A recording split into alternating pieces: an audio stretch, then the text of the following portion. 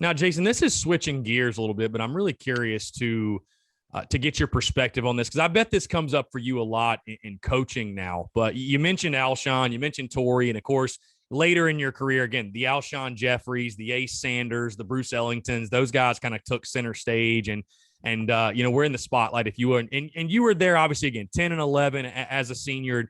I don't know. You could maybe speak better to it. Maybe you didn't get the ball as much as you would have liked, but obviously being a senior leader on that team, I feel like it can speak to that. Even if you're not maybe getting all the catches you want or the touchdowns or whatever, you can still have a very big role on a team. And because again, at that point you were the veteran, and a guy like Alshon was the young buck, or Ace, he was the young buck. And I'm sure you were there along the entire time, kind of with your arm around around them, kind of teaching them and helping bring them up. And again, we all know the history of tradition with wide receivers at South Carolina and the history of that position. But just talk about that, I guess, as far as, on every single team, every single guy has a role, you know what I mean? And there's guys that I think we definitely are in a world. I'm sure this is something you battle, that, everybody wants to be the star player, the playmaker, whatever. And there's only one ball to go around, right? But you can still have a role. You can still make a positive impact. You can still positively help your team. And I think you definitely exemplified that while you were at Carolina. I say all that to say, just kind of talk about and reflect on being a leader on that football team, for guys like Alshon, Ace, Bruce, and the rest of that wide receiver room.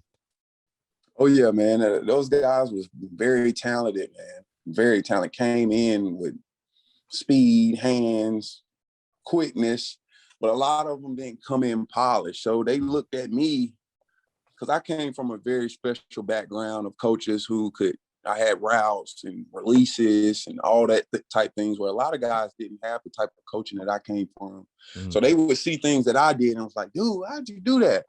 And I'd show, you know what I mean? I wanted to help everybody. I knew that was going to be a part of us changing this thing around. So anytime they would come to me and be like, man, show me that release, or help me run that route you just ran, I'd show them. And I think that was a big part of helping them grow to the players they would want to be. But it's funny you asked that, man, because I was telling my 7-on-7 team not too long ago, maybe a couple weeks ago, we was at a tournament, and I had a couple guys complaining about not getting the ball. In my senior year, I think I had 4 catches the whole year, and 4 of those catches all came in the same game.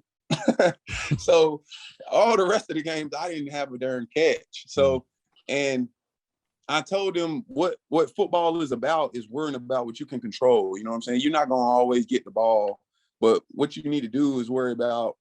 The reason I got a shot in the NFL was because, for one, I showed up to pro day and I did really well.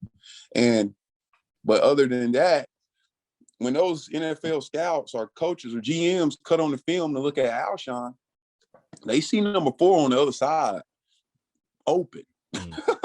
Number 4 is going to be open. You know what I mean? I can't really control where the ball's going to go, but all I can do is worry about what I can control, and I can control being open, running routes on this side, making that DB think I'm running in and I'm running out, make them think I'm running out and I go in.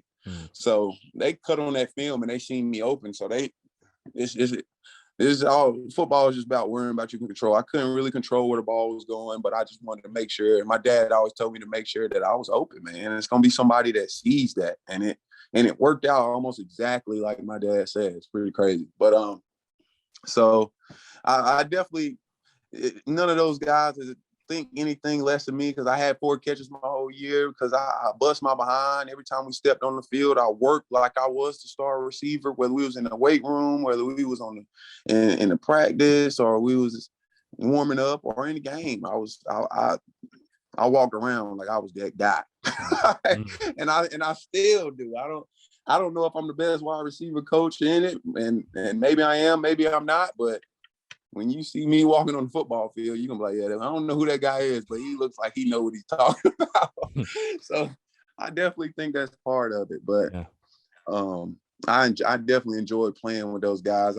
Just like they learned a lot from me, I learned a lot from them as well, man. I remember Bruce walked on the field straight from the basketball court and ran a dig without breaking down at all. Like, I've never seen nothing like it. And we all looked at him and like, good God. They taught you that on the basketball court? And by the end of that practice, he was showing all of us how to run a dig like that. So we just had guys with good attitudes, with the right mindset. Nobody was hating on each other or throwing anybody up under the bus. We were all trying to help each other elevate. We all knew the end goal was for us to make it to the next level, and we all kind of helped each other get there.